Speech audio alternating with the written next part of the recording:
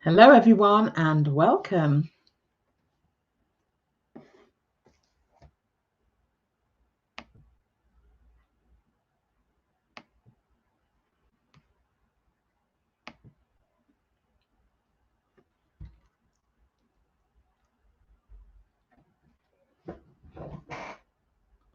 I hope you can all see me and hear me. Okay, I'll hang on just a few seconds whilst more people join.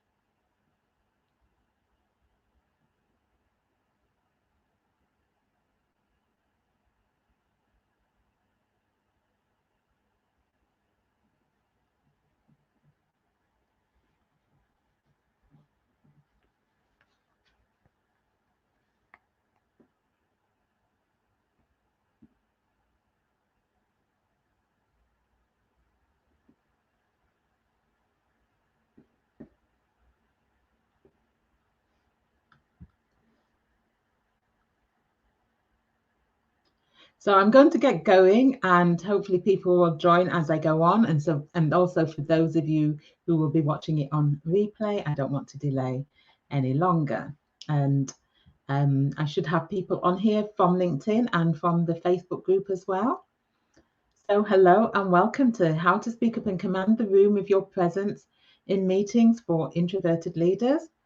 And for those of you that don't know me, I'm Carol Stewart. I'm an executive career and leadership coach, and I specialize in coaching introverted women who are senior leaders and help them to lead with confidence, influence, and impact. And did you know that the way that most meetings are conducted don't allow you to be yourself if you are introverted? And as a result, you're often at a disadvantage even before you've walked in the room.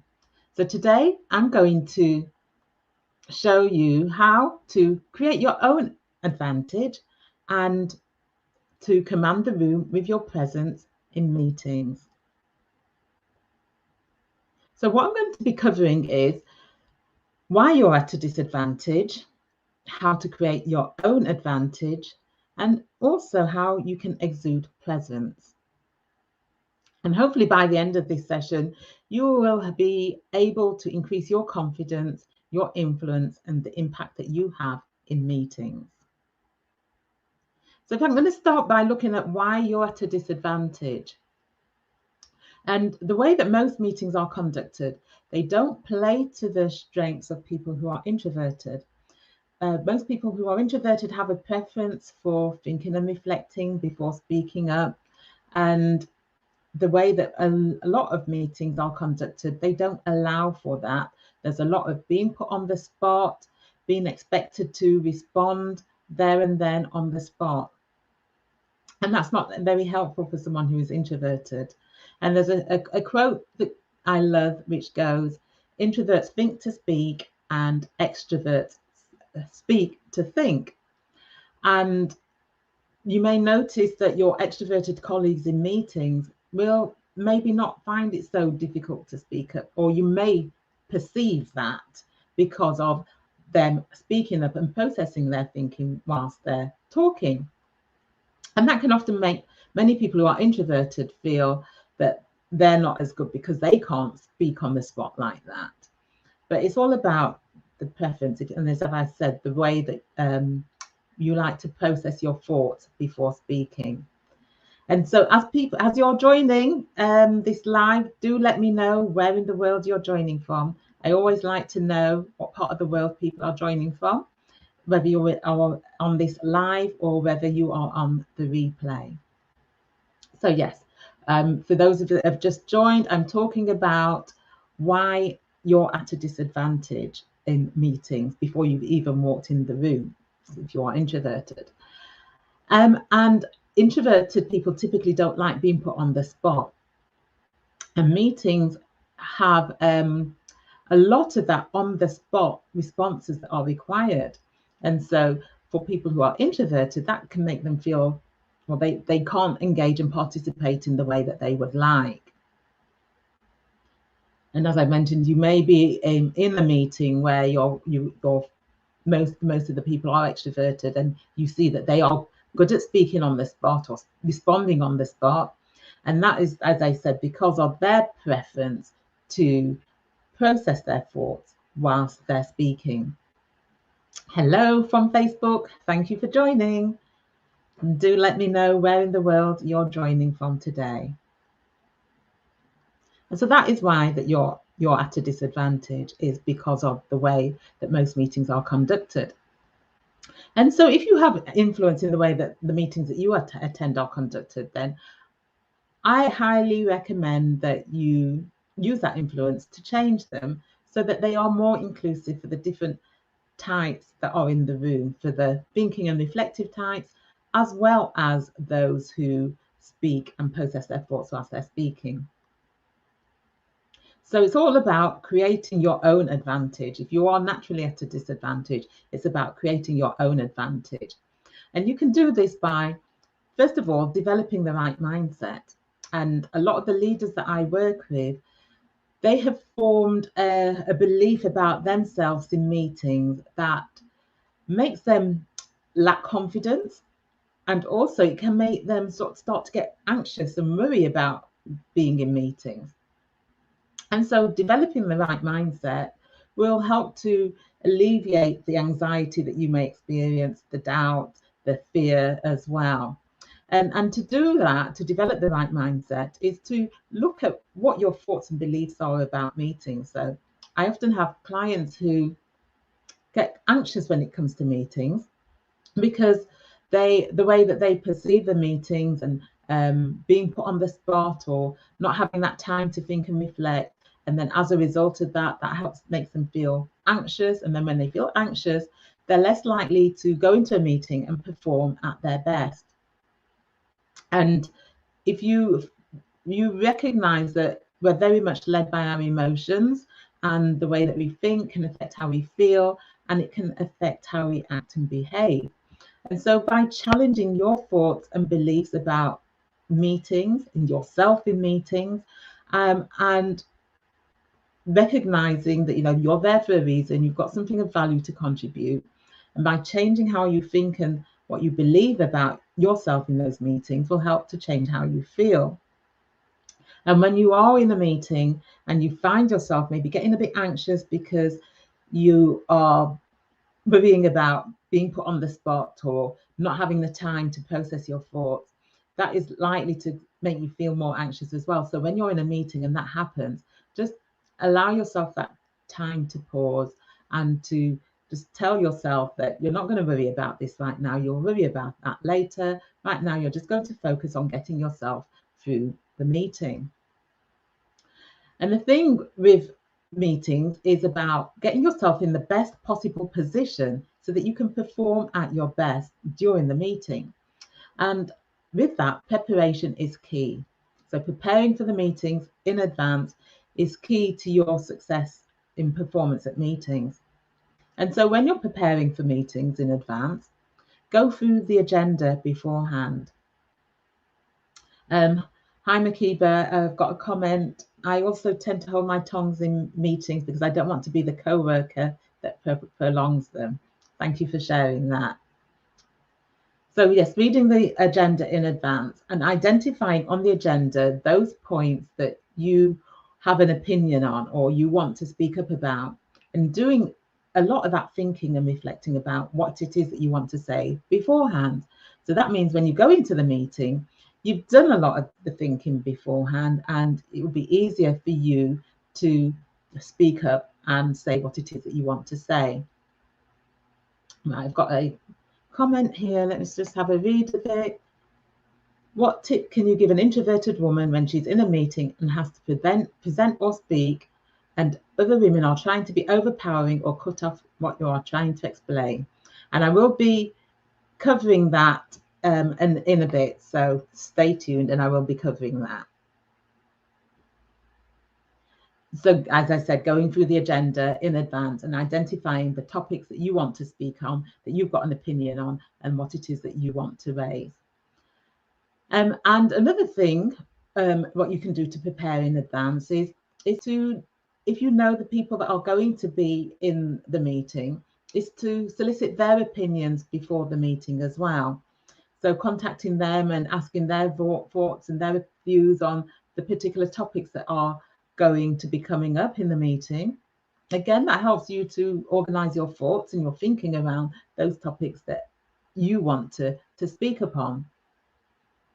And also developing relationships with the people in the room.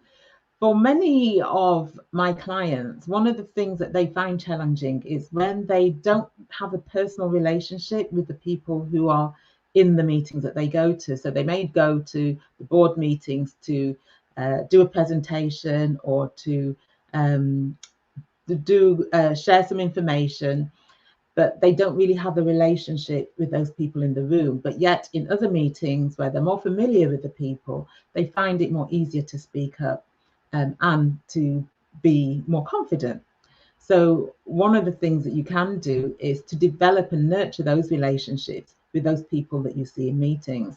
And if it's a meeting that you're regularly going to, you can do this by, if you have delivered a presentation, maybe contacting people between sessions, between meetings, and asking them whether they got what they wanted from your presentation, whether there was anything that they wanted to share from the information that you gave, and develop and nurture those relationships.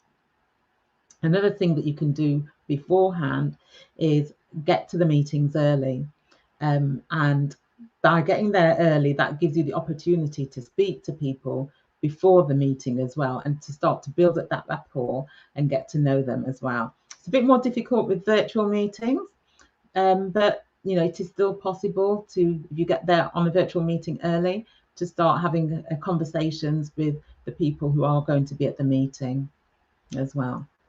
And so the next thing is about being intentional. So being intentional about what it is that you want to get from the meeting and how you want to come across at the meeting. So set yourself goals, set yourself stretch goals. For example, set goals on how many times that you will speak upon topics or topics that are raised by other people.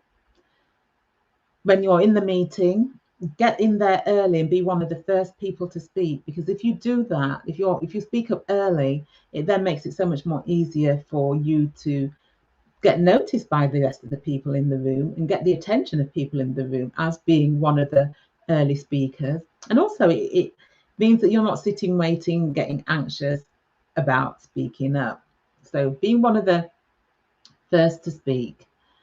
And when you are put on the spot and you're asked a question and asked to respond on the spot, express your initial thoughts. So you will have an opinion, initial thought on the topic, and particularly if it is your area of expertise, you will have your knowledge, which is based on experience, your years or however long of knowledge that you've got on that topic. So express your initial thoughts, and then let people know that if you've got anything further to add, you will get back to them. Or what you could do is let people know that you'd like to comment on a particular topic. However, you need to process your thoughts. And once you've processed your thoughts on it, you will let them know what your opinion is on the matter. And also keep a notebook with you so that you can jot down your thoughts as and when they come up, so that will help you as well in terms of what it is that you want to say. Now, introverts are well known for their listening skills, for having good listening skills. So play to your strength of listening, and use your listening to read the room and to start the dynamics between the room as well. And observe non-verbal communications or non-verbal cues, so that you are aware of when people are coming to the end of what they're saying, and so that you can then jump in with what it is that you want to say.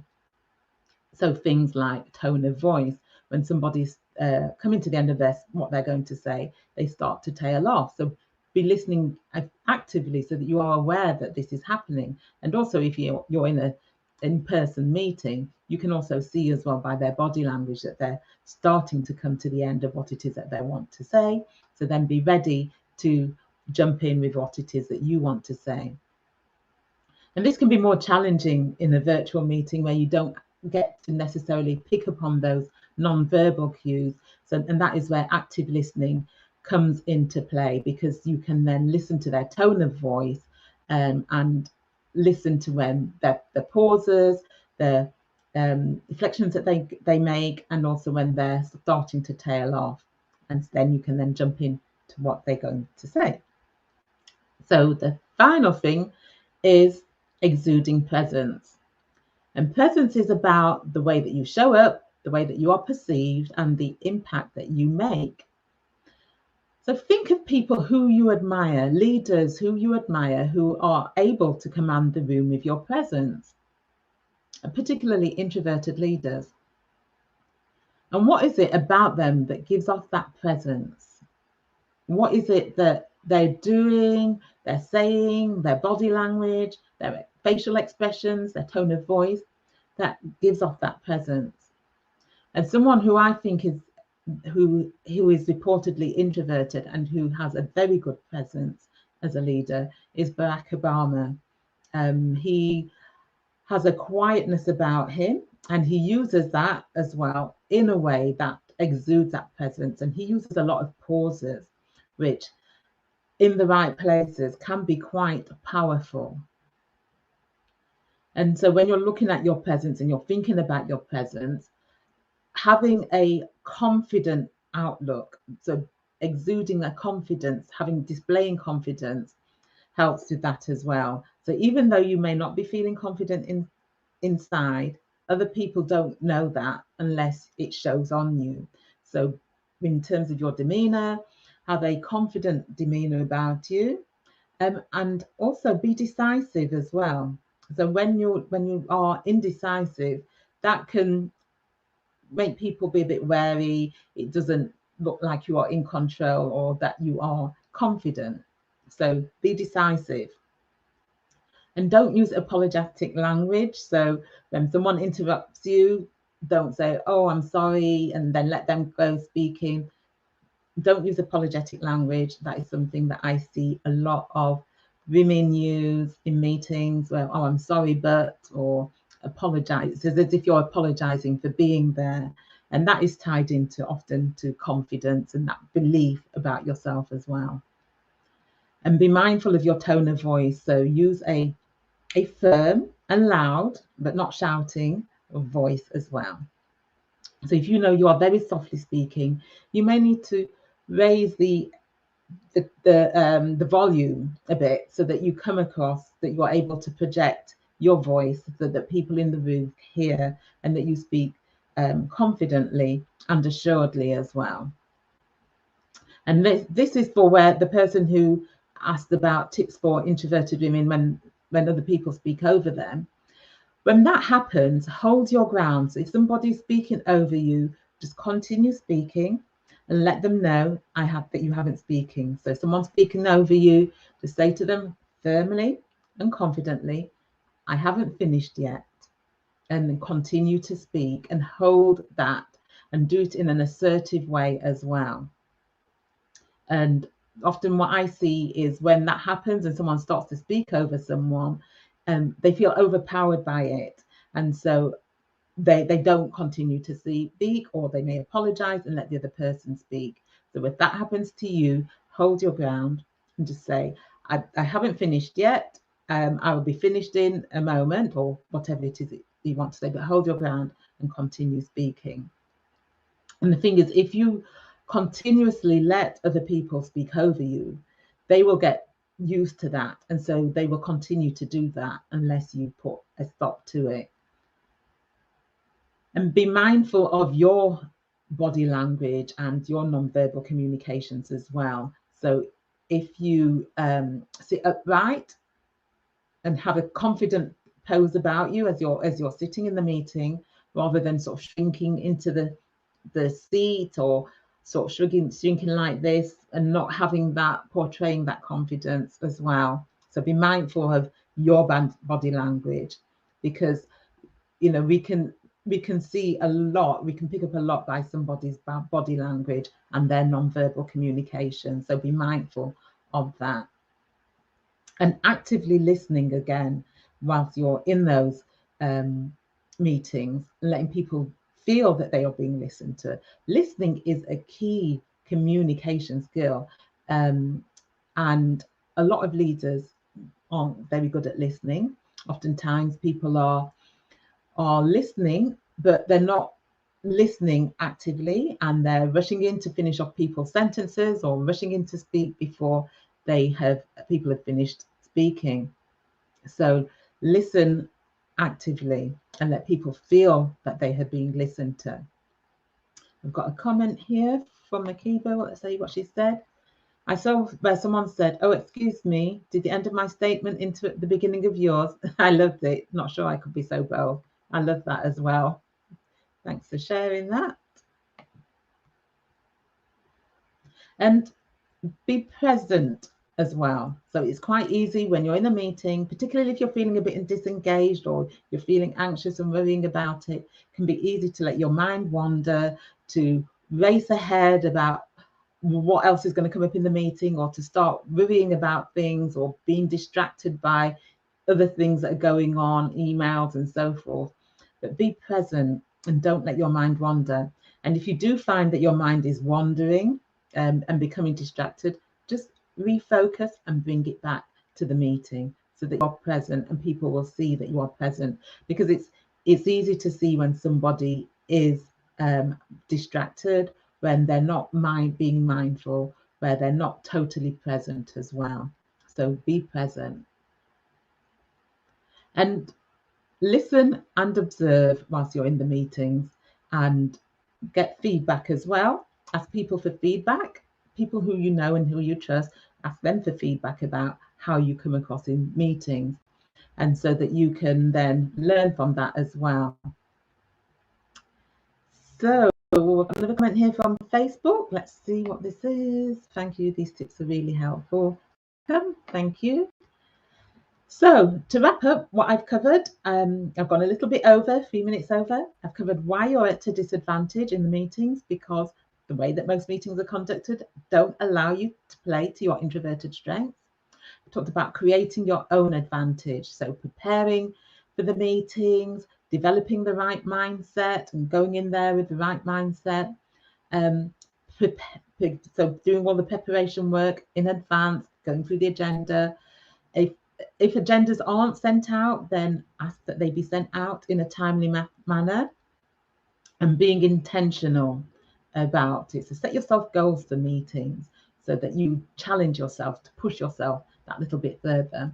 And also I've talked about exuding presence, and about presence being all about the way that you show up, the way that you are perceived, and the impact that you make. So be mindful of that as well. So that's it from my session. Any questions before I say goodbye? Anybody got any questions?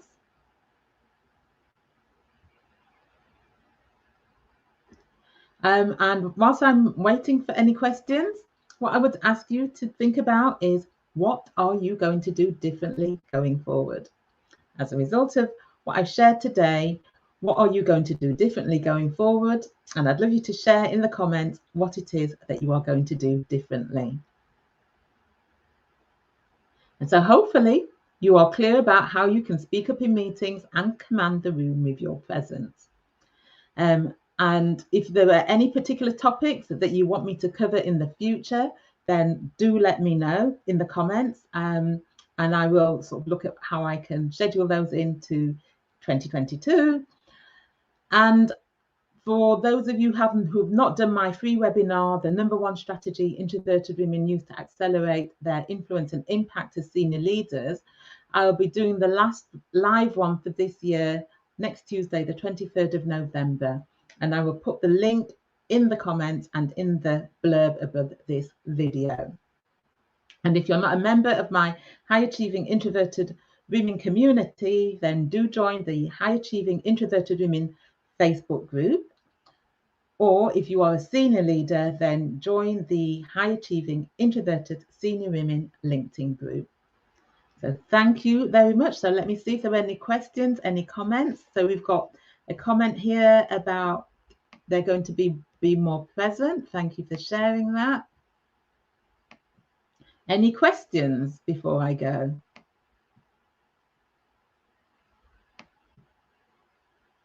Well, I'm glad you found it helpful, Hilda. Right, so if there are no questions, if you do think of any, then do leave a question in the comment. I do come back and read the comments, and if you are watching on the replay as well, then I will come back and I will check the comments periodically and respond to comments. So thank you, everybody. Have a good afternoon, and I will see you next time. Bye.